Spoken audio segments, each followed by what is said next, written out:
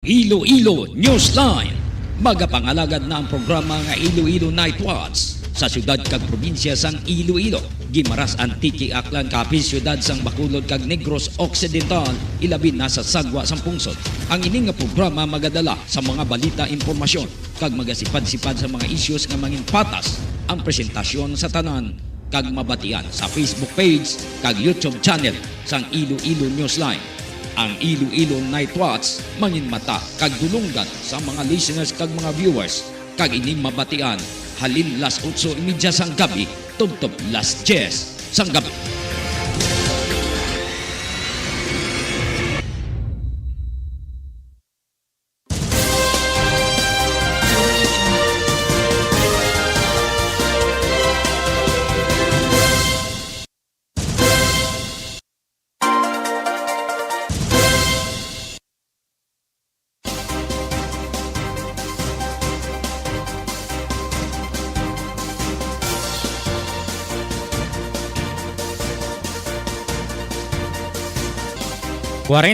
Minutos na nakaligad sa alas 8 mayong gabi. Banwa mayong gabi sa atong mga listeners kag mga viewers.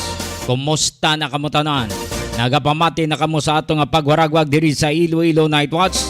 Mabatian kita sa Iloilo Newsline kag subong man sa isa pa ka platform ang Gimaras Newsline. Luzon, Visayas, Mindanao, syudad kag probinsya sang Iloilo, Antique, Aklan, Capiz, Negros Occidental, Bacolod kag Gimaras. Maayad-ayad nga gabi mga ka-Newsline. May mga issues kita nga ginpreparar subong nga gabi nga aton inisipad si paro na mga natipon naton nga mga balita sa aton nga mga listeners kag mga viewers. Base nga may mga natabuan kamo dira sa mga insidente o kung aksidente, palihog lang kuha sa mga pictures o kung na video ipadala diri sa Iloilo Newsline. No, palihog lang base may masumalang bla mo. Dalaan nyo lang diri palihog o kung ipadala ninyo. Ibutan nyo lang ang lugar kung diin na ano oras na natabo, ano ang mga involved dira.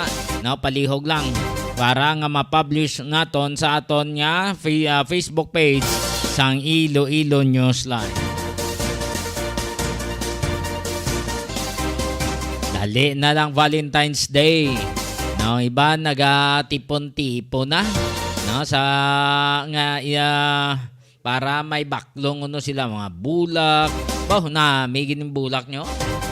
Karon lang bla. No, standby anay sa aton nga mga viewers, sa aton nga mga ka-Newsline.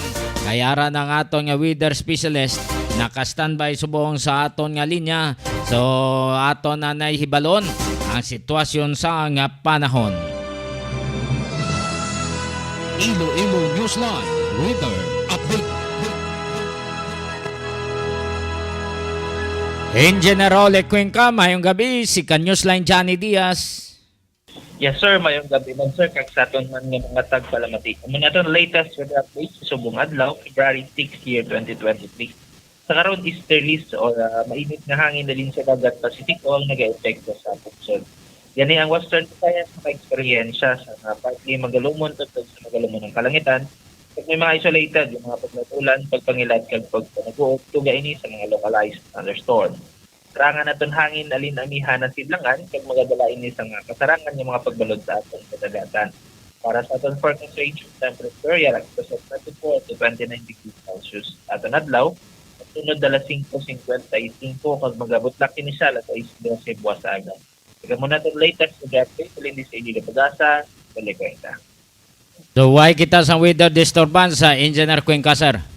Yes sir, sa karon sir, wala kita sa may nasiplatan ng ini weather disturbance or low pressure. Ay sunod sa buwan sa atong lugar. Oh, the why man chance nga maulano na bi sa syudad kag probinsya sang Iloilo, partikularmente sa Northern Iloilo.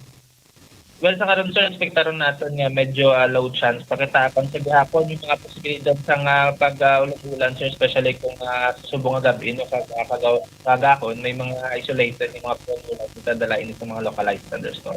Okay. In General Cuenca, sir, madamo nga salamat kag mayong gabi. Yes sir, thank you kag mayong gabi man. Iloilo Newsline Weather Update.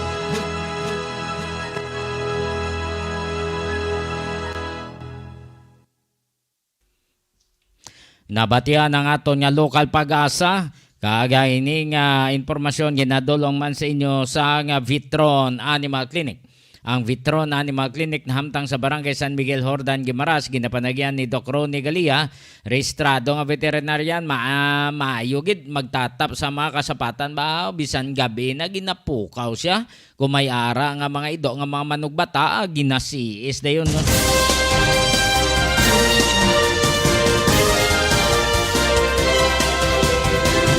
Daway naman sila sa palapitan nga iban mo. Dira naman lang kay Doc Ronnie Galia tinatapon dan sa ido kalabanan nga nagapabulong da, nagapa-immunize sa mga ido, mga kilalagid. No, balan nila kung paano magtatap si Doc Ronnie kag may mga gamit na siya nga ara sa libhonda sa iya nga klinika. 46 minutos na nakaligad sa alas 8. Kag sa aton nga mga listeners, dali ng Valentine's Day. Order na kamo nga danto bula kay Mr. and Mrs. Cyril Tacosalmeo. Kung may hara kamong halatagan, say damo da bulak mo naglabot halin sa Cebu kag sa Baguio. Damo da. Ati damo kadto inyo to. Masyarin nyo to kung hindi mo kadto ara amos probinsya sa Iloilo, ara amos Guimaras. Ari number so ni Mr. and Mrs. Cyril Tacosalme.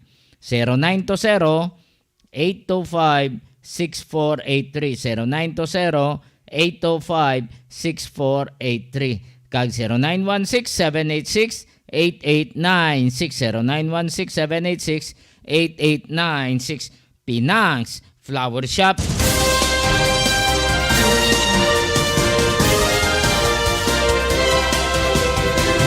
Subong palangadaan, pakita nyo na pagpalangga nyo sa inyo nga mga himatada, sa inyo nga pang asawa, sa inyo miga.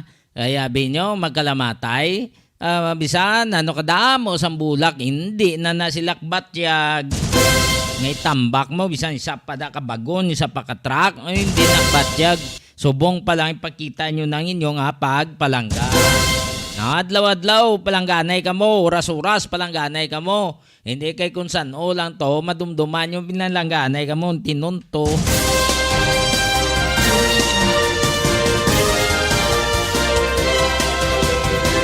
"47 minutos na nakaligad sa alas 8 sa aton nga mga headline.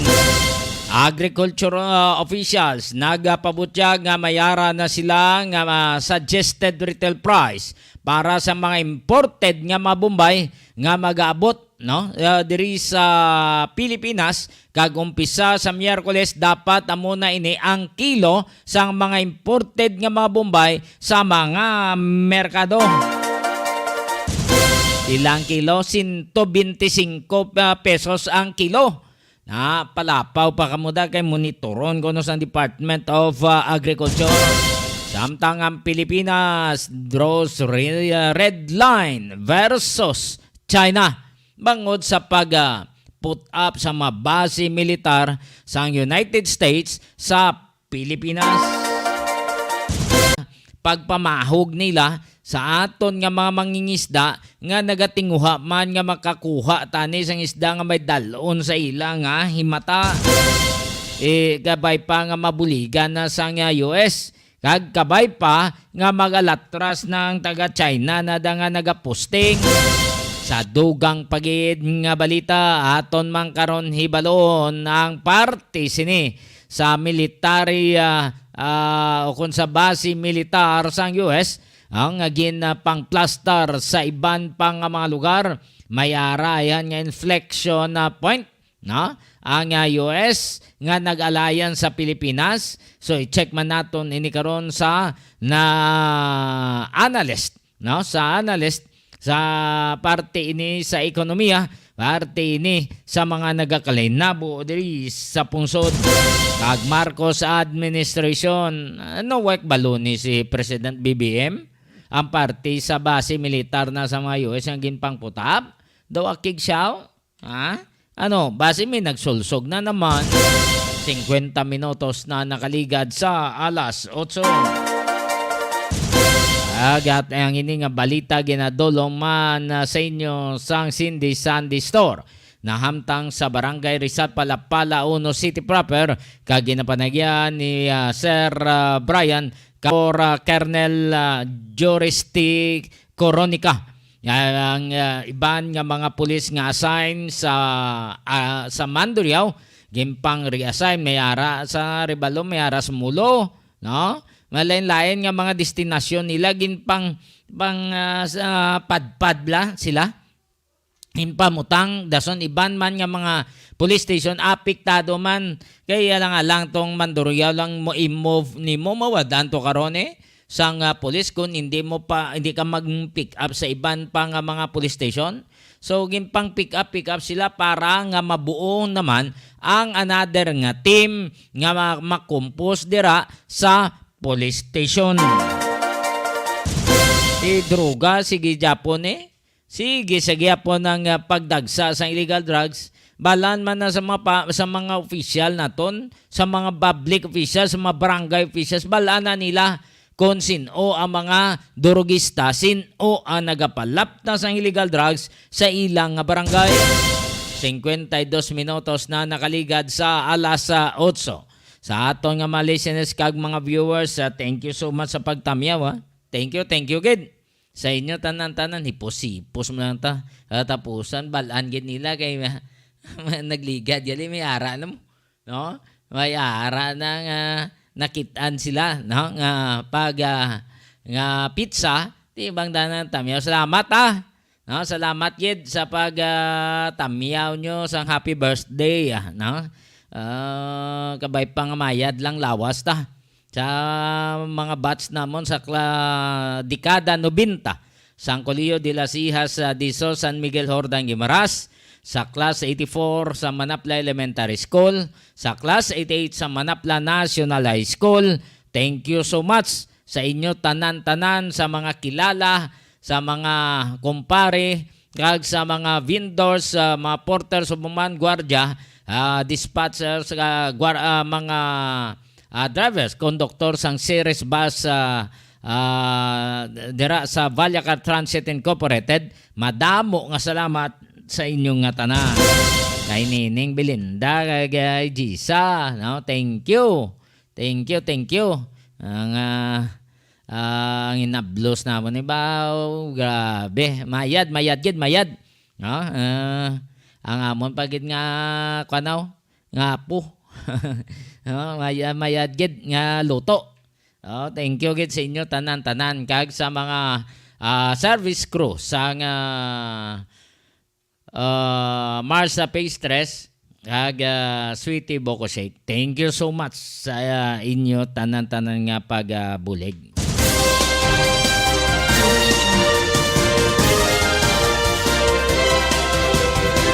More power Iloilo, bringing more to life. When we first arrived, we said we'd be more. And we were. We said we'd give you more. And we did. We even source 100% of our electricity from renewable energy, all while having the lowest rates in the country. But wait, no, that's not enough. This year, we're going to do more. But what does do more mean? It means more upgrades.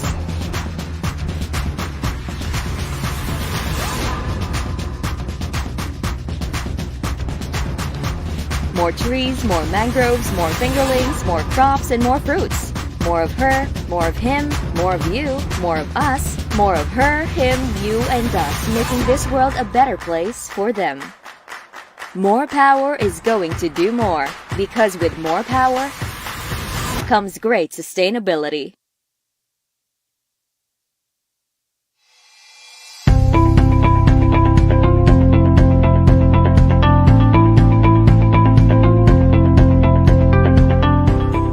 Health complex. A health complex will rise complete with hospital, quarantine, isolation and dormitory facilities, and molecular laboratory, all in one location at Barangay San Pedro Molo.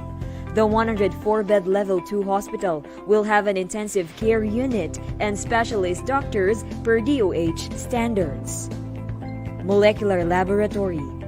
There's an urgent need for faster releasing of RT-PCR results to effectively and efficiently manage confirmed cases. With that, we converted the ALS building into a temporary COVID-19 molecular laboratory, hiring 34 medical technologists. Later on, the machines can be calibrated to test dengue and HIV. Contact tracing. We already trained 120 persons as contact tracers. The City Epidemiology and Surveillance Unit of the City Health Office is conducting aggressive contact tracing to locate all close contacts and manage confirmed cases efficiently and effectively. Patient transport. 6 ambulance units and 1 minibus are being used by the Iloilo City Emergency Response of the City Disaster Risk Reduction Management Office in transporting positive patients to healthcare or quarantine facilities. Modular Hospital. Iloilo City government and partners have started preparing additional beds for COVID-19 patients. This temporary hospital seeks to address the high health care utilization rate, considering the city-based facilities also cater to patients from 5 neighboring provinces in Panay Island. A 66-bed modular hospital, which is a 3-unit 22-bed per unit, will be built nearby Suoc quarantine facility. An additional 32 isolation beds will also be built in front of the existing one, also in Suoc.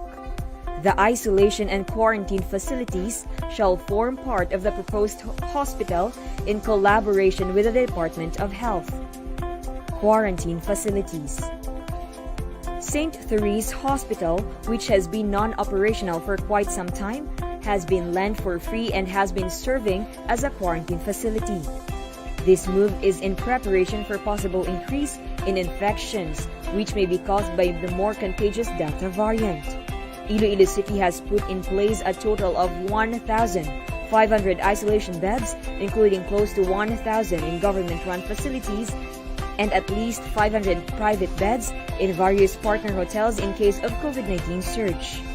These will cater to mild and moderate cases to give the already overwhelmed hospitals a breathing room. City-run facilities have provided lunch and dinner meals, medicines, vitamins, hygiene kits, and medical checkups. City Vax teams. The city's vaccination teams include City Health Office doctors, nurses, vaccinators, health workers, site managers, Liga ng mga barangay, IT, PSTMO and PNP personnel, volunteers, and logistics team from the General Services Office. They target at least 10,000 vaccinations a day in the 5 identified mega sites: SM City, Robinson's Haro, Mega World Transport Hub, Central Philippine University, and Ateneo de Iloilo. They also conduct community-based vaccination in barangays identified as having low vaccination turnout. We have 28 medical officers or doctors, vaccinators composed of 51 nurses and 13 midwives, 16 nursing aides, 13 dentists, 303 assistants composed of BSPOs, health workers, health center staffs, and etc. Disinfection.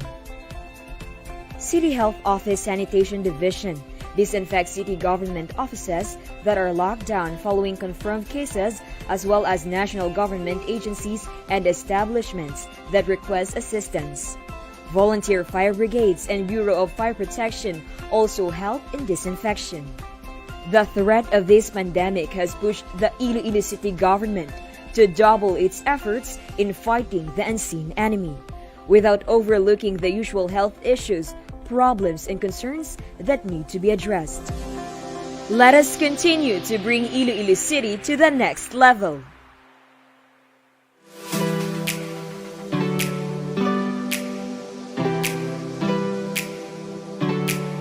Gusto mo bala sa manamit nga donut nga dalon sa imo pamilya? Hindi ka na mabakal sa iban pa. Bungod bukas na para sa tanan ang Mars Pastries nga napahamtang sa sulod sang Ceres Terminal sa Barangay Kamaligaro, syudad sang Iloilo. Ano pang ginahulat nyo? Dali na! Mabakal na kita sa donut sa Mars Pastries. Pasalubong nga may pagpalangga sa imo pamilya. Mars Pastries. Barato na, manamit pa!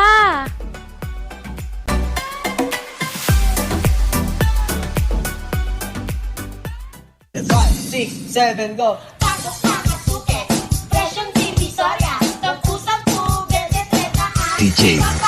Hello mga suki!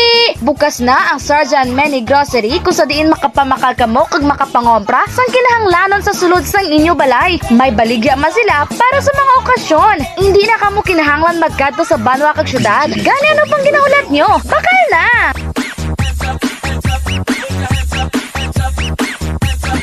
DJ Robert.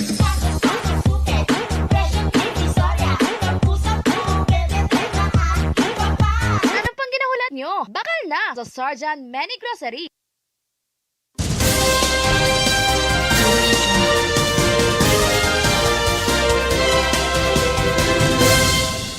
Balik kita sa atong pagpangalaga din punto alas 9. Ipabati ta sa inyo ang pahayag ni Presidenta BBM o kon Franza Castro. Nyagin daw akig kuno si President Ferdinand Bongbong Marcos Jr.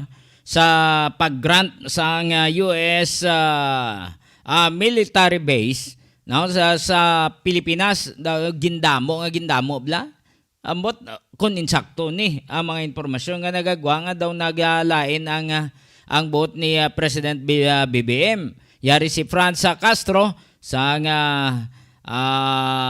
representative, no? Representative may kang tanan sini sa pag-interview sa iya, no? May kang tanan sa base militar nga ginpang put up diri sa Pilipinas. So interview siya sa ENC.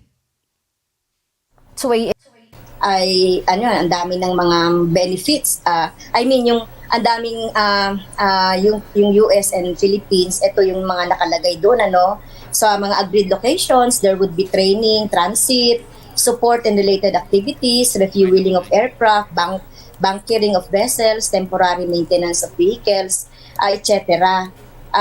They can also the Philippines shall assist in facilitating transit or temporary access by the US forces to public land and facilities, including nga itong mga roads, mga ports, etc.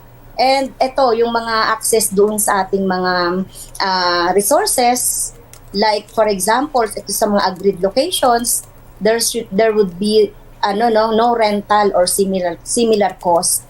Tapos pwede silang mag-construct ng activities, authority to undertake such activities on and make alterations, improvement to, etc. Meron pa dito, like for example, they can use water, electric, and other public utilities. Tapos meron dito, they can use free of charge of taxes. So walang mga charges, so mga similar fees ay sila doon, they are free of charges. So yun yung pwedeng magamit, and they can also use the radio spectrum free of cost to the United States. So ito po yung pinapagamit natin through this agreement, yung EDCA with the United States. So dito yung China, medyo pag sinasabi natin ano pa ba yung ito nga sa paano natin mapoprotektahan yung sovereignty at saka yung national territory kapag ito nga ibinigay na natin ng buong buo sa United States itong lahat ng mga facilities na ito. At since 2014, what have we gained? Diba? So 9 years na itong EDCA exercises, parang naging permanent na yung mga exercises and other activities. Mm-hmm. So that's why we oppose the additional sites given by the government of the Philippines to the United States. Mm-hmm. But will you still be counting the years, Representative Franz, of the Duterte administration, considering na hindi naman din po tayo, the country wasn't aligned in alliance with the US because he pivoted to China?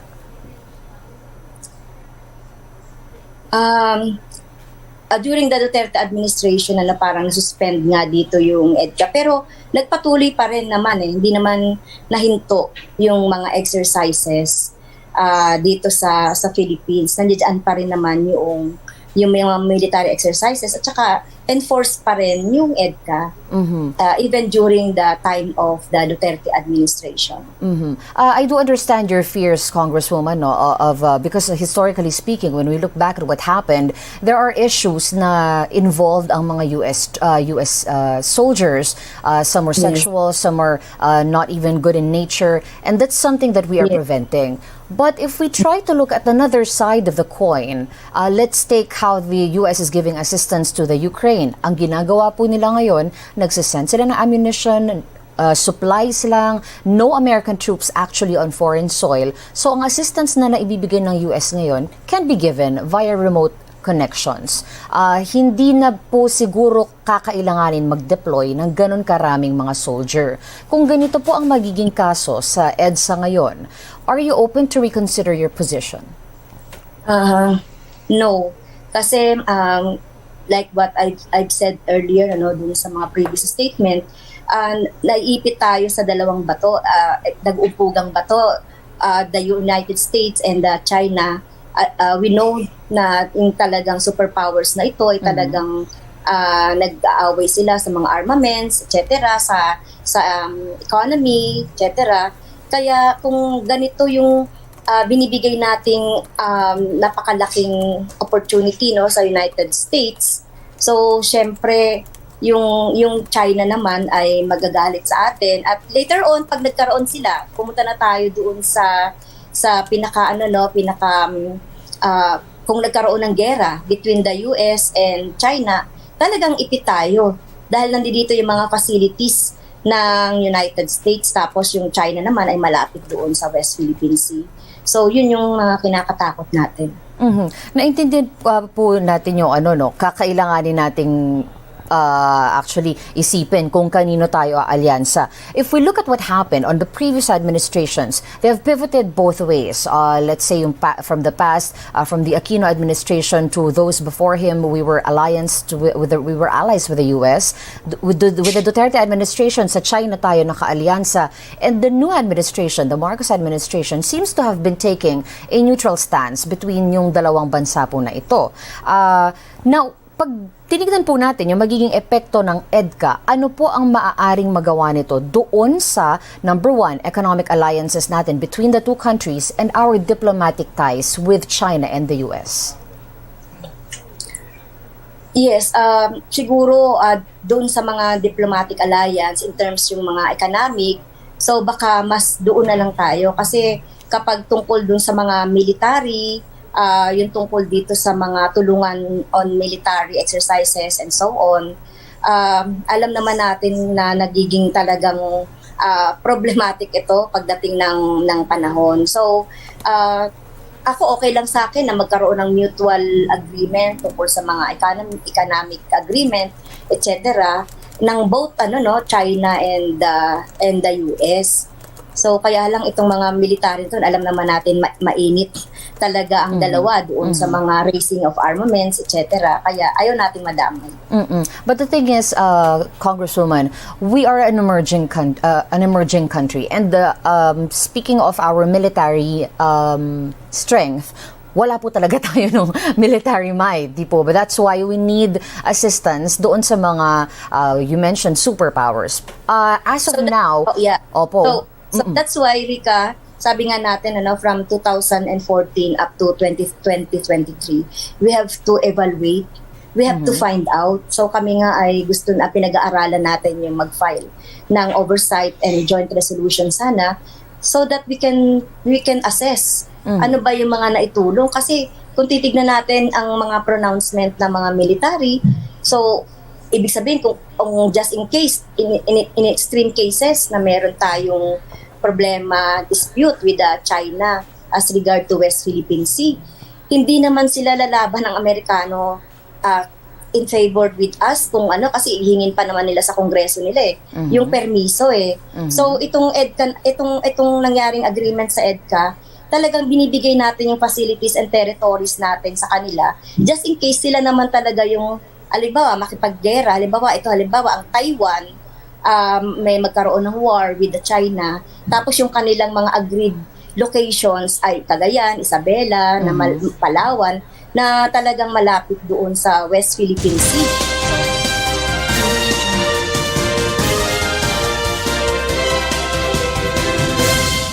Nabatian si Congresswoman Franz Castro. So amo ning ila pananawan kung magdamo pagid ang base militar sa Pilipinas. Ang ila malang yang ginadipinsahan, no? Base lang sa ulihi kita ya maipit, no? Kita maipit sa China. Ti kaya ding US, subong ti matabo na kontra na sa China ang Pilipinas. Kabangod nga ara ang base militar sang US. Ti ang US magadugang pagid sang base militar ilabi na sa mga island la, no, nga budlay da kadtuan. So kabay pa nga mapaluntad lang kalinong kakatawhay, kagkabay pa nga way lang painita yan bagay hindi man na inyo teritoryo yan man ako Pilipinas. 11 minutos na nakaligad sa alas 9. More power Iloilo, bringing more to life. Dahil lang, ano to man, no eh? When we first arrived, we said we'd be more. And we were. We said we'd give you more. And we did. We even source 100% of our electricity from renewable energy, all while having the lowest rates in the country. But wait, no, that's not enough. This year, we're going to do more. But what does do more mean? It means more upgrades.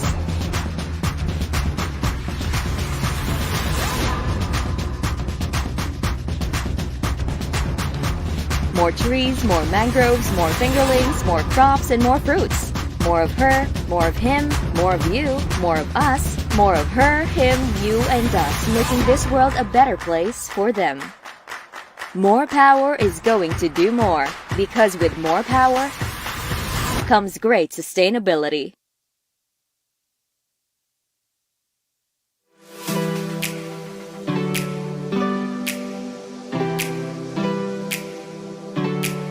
Gusto mo bala sa manamit nga donut nga dalon sa imo pamilya? Hindi ka na magbakal sa iban pa. Bangod bukas na para sa tanan ang Mars Pastries nga napahamtang sa sulod sang Ceres Terminal sa Barangay Kamaligaro, syudad sang Iloilo. Ano pang ginahulat nyo? Dali na! Mabakal na kita sa donut sa Mars Pastries. Pasalubong nga may pagpalangga sa imo pamilya. Mars Pastries, barato na, manami pa!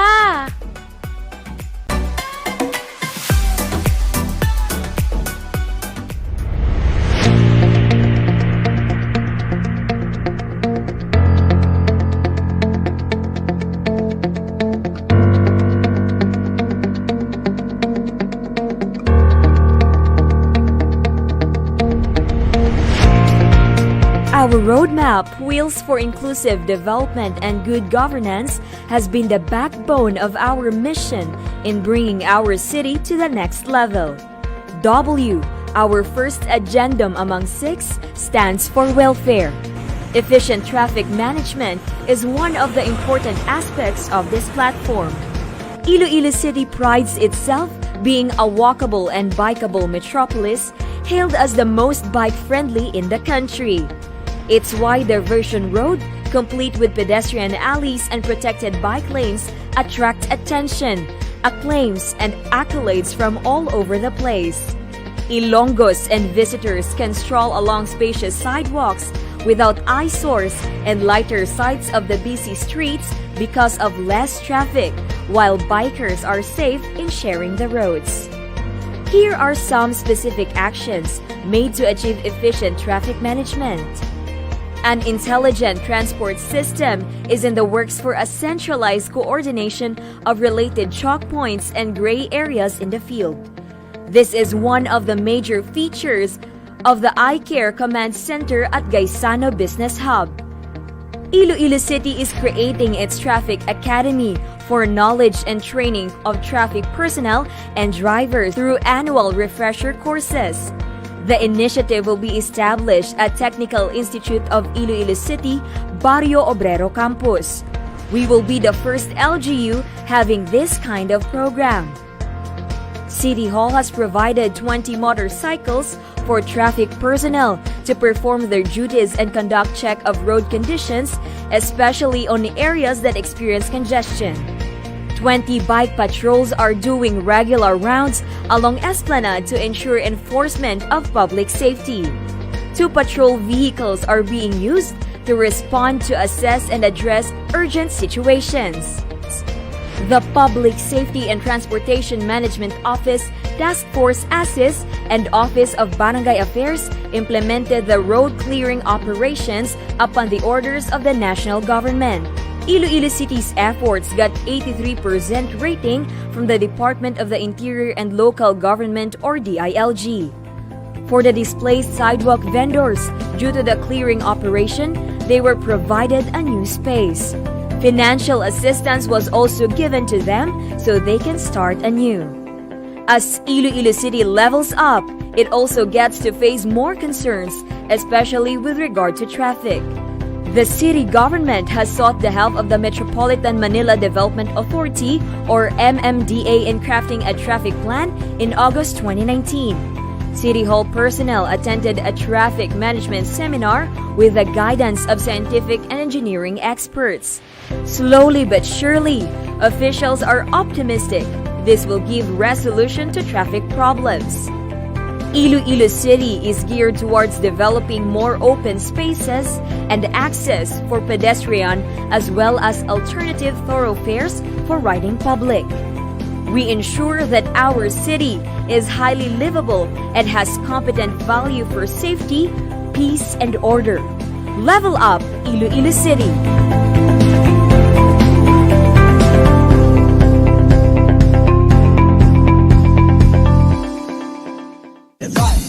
7, go!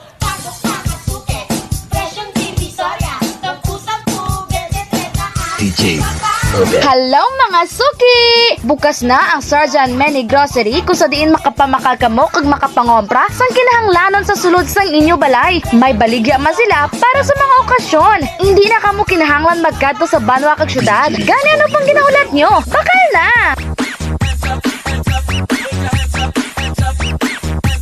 DJ Obet.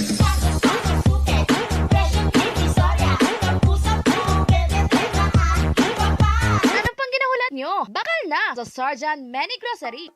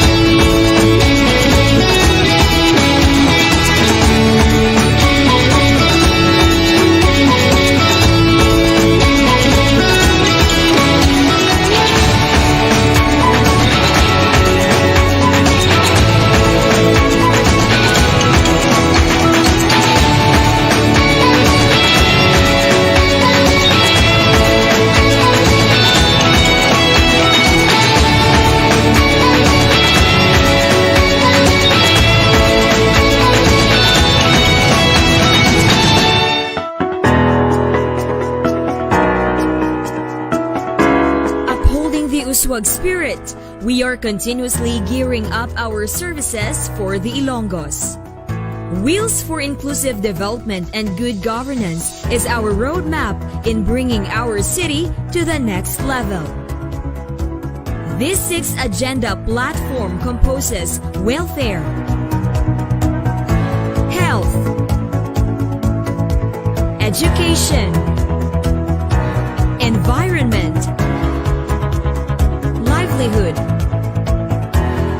and sustainability. desire of attaining inclusive progress and making more promising practices, we continue to address issues through different projects and initiatives that truly make our wheels on the go.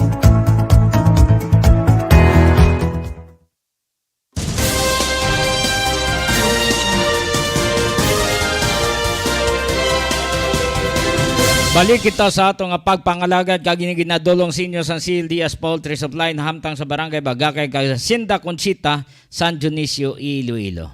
Nagabaligya sa mga feeds kag bulong para sa kasapatan, may barbershop man sila. Ginapanagyan ni Totong Lirik kag Cheryl Lucindo Diaz.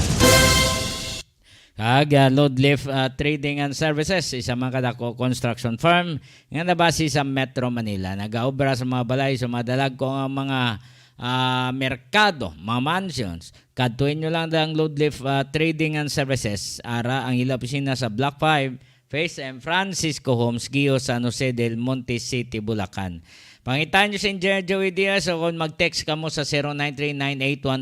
0939-812-6336. 0939-812-6336 o kung mag-email ka mo sa maria_rosem@yahoo.com. So no sa agriculture official, no? Ang suggested retail price sa mga imported gunong nga mga Bombay dapat 125 pesos lang. Hindi na maglapaw dira, hindi na kamo nga magpasobra pa dira. Kay na gin-import para sa mga pumuluyo. Nga hindi mataman makamahal lang, labot sa 170 pesos ang bilis ang kilo sa Bombay. Yari si Assistant Secretary Christine Evangelista sa iyang confirmation kay magasugod na ni ang presyo sa Bombay nga imported 125 sa Miyerkules na. Pamatianta si Assistant Secretary Christine Evangelista. Friday po, no, we had a stakeholders meeting. Ang kasamahan po natin doon were importers, traders, pati retailers po, no? Kasi nakafocus tayo doon sa SRP for imported onions. So doon po ay napagkasunduan na irerekomenda yung 125 pesos per kilo for red onions na imported. Ito naman po ay inaprubahan na. Aside from that, we also are linking yung ating mga retailers dun sa mga wholesalers po ng imported onions kasi meron tayong ginawang cost structure para well-guided po sila at alam nila na yung binabagsak po sa palengke ng mga imported na sibuyas ay mahal. So that is our way of guiding them also to be able to negotiate with their suppliers. At the same time, we have identified some suppliers who are willing, no, to sell wholesale para sa ating mga retailers para sila po ay makasunod sa SRP.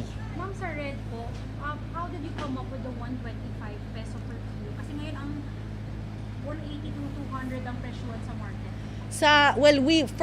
We took into consideration yung importer's price, no, considering yung mga gastos nila after yung landed cost. So that's around mga 77 pesos. After niyan, tiningnan po natin kung ano yung wholesaler's price. So nakipag-usap po tayo dun sa mga wholesalers sa Divisoria. Meron pong nagsabing 110, meron nagsabing 94. So in-average na lang po natin yan. Tapos kinumpute po natin ang gastos ng ating retailers, no, yung pwesto, yung bayad sa tindera. So with that, we came up with a price na 125 at ito naman po ay sinang-ayunan ng ating mga retailers. Ma'am, when will this be implemented and how long? We are looking at Wednesday siguro, no, because we have to give them again enough time to be able to go to our wholesalers po na mga nakausap. Tayo po ay makikipag-usap na ngayon sa mga market masters. Kinausap na po natin ang DILG regarding this para po matulungan tayo with the market masters. Kasi the market masters will also disseminate information not only about the SRP but also the supplier themselves. At the same time, tutulong po din sana ang ating local price coordinating council para sa monitoring pati na rin po sa enforcement at yung iba bang aspect. Ma'am, why po?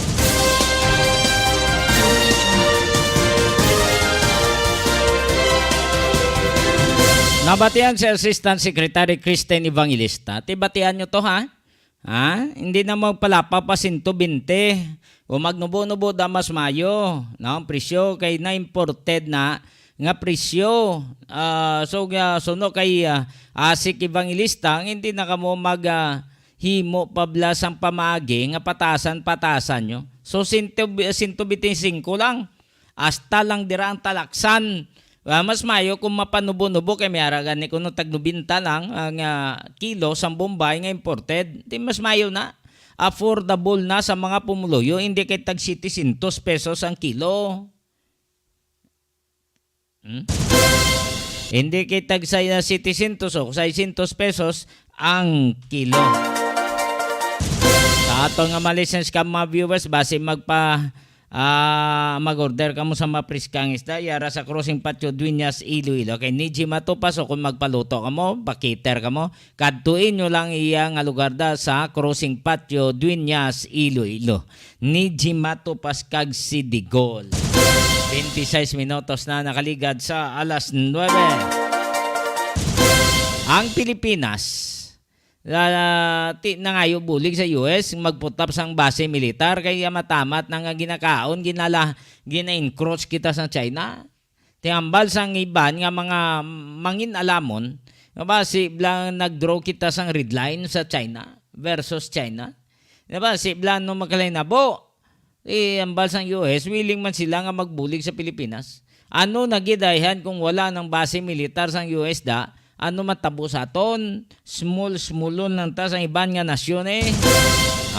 Kabay pa nga magbuligid ng US. Kabay pa kung sundon nyo kung ano nakasada sa IDCA sa Enhanced Defense Corporation Agreement, sundon ninyo. Hindi maghimo-imo kamuda sang inyo yung mga patakaran. Kaya kung naimo-imo ka mo, si mabutang sa lang-alang ang mga Pinoy. Yari si Renato Di Castro, International Studies Professor sa De La Salle University, sa interview sa katapos sa media. Of course, a few years later, he realized that it was simply a folly to appease China because this will only embolden China, and this is something that the Duterte administration realized. So in the latter part of his administration, you already have this shift. So what is actually being done by the current administration is to continue what actually began during the late period of the Duterte administration. But isn't it too strong a term to use this as a continuum? To be fair to President Marcos Jr., from the time that he took office and even during the campaign, he was quite clear on his stand. Not an inch. The former president, didn't have that stand. It was adjusted through time. So yes, to say it was a continuity, don't you think that's a bit extreme? It's a continuity, but of course with certain improvements, as you mentioned. The fact that he, early on in his administration, he acknowledged the ruling, which took the previous administration almost 4 years. And then, of course, when he went to the United Nations, he said, there can be no future without the United States and, of course, this effort. So, in a way, yes, you can say a continuum, and at the same time, you have also this dramatic decision on his part to basically bite the bullet by allowing, of course, extending the number of EDCA sites from 5 to 9. Okay, so by adding 4 more, the fact that no less than Secretary Austin would say this is a big deal. That's what I wanted to ask you. That wouldn't be a continuation. Because if it were a continuation, it wouldn't be a big deal. Now, the continuation, of course, is the implementation of EDCA. At the latter part of his term, President Rodrigo Duterte allowed the implementation of EDCA. At the same time, he announced the termination process of the BFA. This was during the first visit of Secretary Lloyd Austin. So in a way, there's a continuation, but with, of course, his stake. It's a dramatic decision on his part. Basically, given the fact that this happened only a few weeks after he went to Beijing, then suddenly he made this dramatic announcement that we will increase the number of, we will not only implement EDCA, we would in fact increase the number of EDCA sites. And of course, the next question here is, what will be the nature of those EDCA sites? Because the original EDCA sites are all air bases. Air bases can only do such a thing We simply don't know. As my good friend Gregory Pauling mentioned, he mentioned the fact that these sites might be ports that will, of course, provide service to the United States Navy and to the United States Marine Corps, and of course, along with the Philippine Navy and of course the Filipino Marines. All right. So this is also a dramatic change. I would agree with you, Karen. Okay, so of course, history tells us that that Congress has kicked out the U.S. bases, but now we have 9 sites all in all. Would you consider that 9 sites would somehow equate to, in effect, symbolizing having a base in the Philippines? I don't think so, because the bases are, of course, I'm old enough to remember when those bases were here. When I was starting my career in the Foreign Service Institute, we used to go to those bases. They were really American bases. You know, there were American facilities with Philippine bases. You have areas there that are, of course, totally secluded from the jurisdiction of the Philippine military.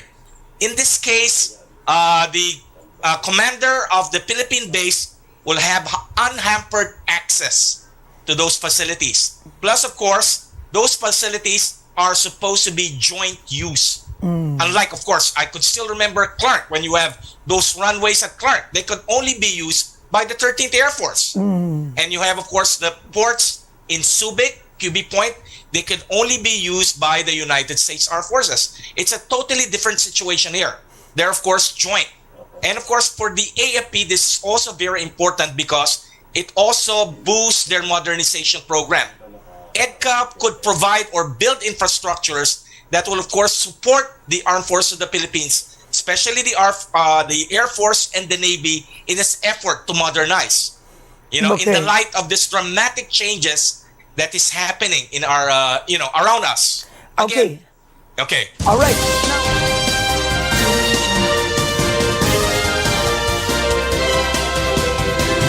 Amo ning opinyon, pananawan ni Professor Renato de Castro sa De La Salle University. Kaya ari ng base militar sa US, posible itanawon tagid ning base nga manginit ang China kag maipit kita. Amo malanada. Kag ang base militar hindi lang 4 kabilog, tuyo sang US nga put up da 7 tanan ka base militar. Ang mga strategic areas pa na ang butangan.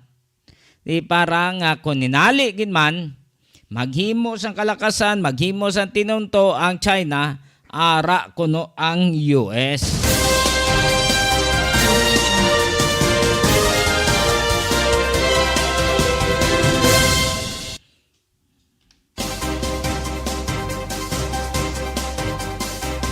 Sa aton nga mga listeners ka mga viewers, yun na, check ko na kaya cellphone naton puno na naman Damo. Thank you.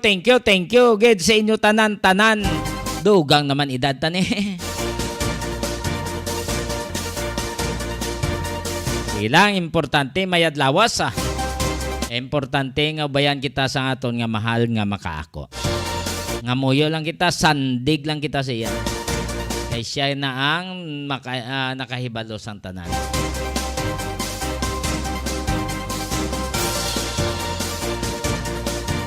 So sa tanan-tanan naton nga mga viewers, mga listeners, mga kilala, thank you so much kay Bong Tanato.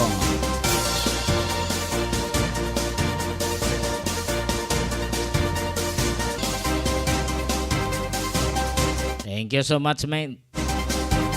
Dalaman kay Nang Jo Fonteveros.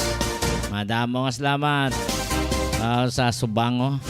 Happy birthday, Papa. Thank you. Kay Jima Cabalonga. Thank you so much. Dalaman sa kay Joliet Bautista Barido. Mayang gabi. Happy birthday nung God bless. Thank you.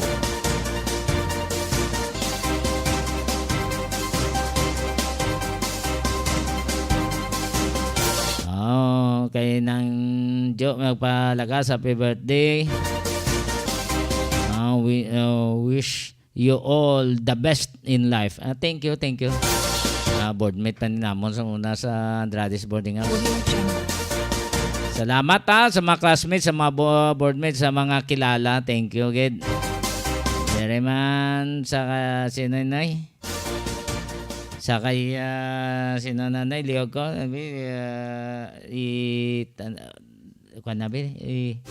Dako nan. Kay Jerry Cabalonga. Salamat, Gid. Kay sino nang isa? Shane. Kay Perisian Shane. Salamat. Kay Jotay Abilia. Good evening, Sir Jan. Thank you, man. Salamat sa pagtanaw kag pagpamati. Sa tanan-tanan nga nagtamyaw, happy birthday. Thank you so much. Ubayan man kamo sa aton nga mahal nga Ginoo. Tanan-tanan kita, ang importante nga buhi kita, nagakayod kita, mabuhi pamilya ta, ang himata ta, ha? Hindi lang lainay buot, hindi lang maging butanay, no? Himo lang sa mayad, himo lang para sa kayuhan sang tanan. Okay?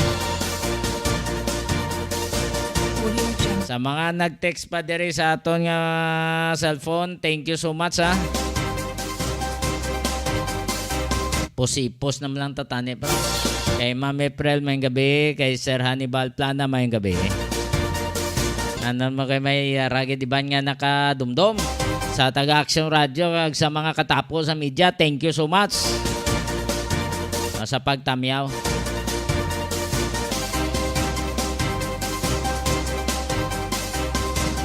Matulo temprano man ko liog lang sa mga nagapamati. Nalisensya man ta sa inyo. Apo na kay Toto Bojev kag Nonoy MJ. Ini ang inyo alagad. By the way, sa kayunyok o unday gali sa taga WBC station una subong Isatyo. Thank you so much. Apo na kay Toto Bojev kag Nonoy MJ. Ini ang inyo alagad. Johnny Yanson Diaz. Madamo kasalamat kag mayong gabi Pilipinas para sa Iloilo Newsline.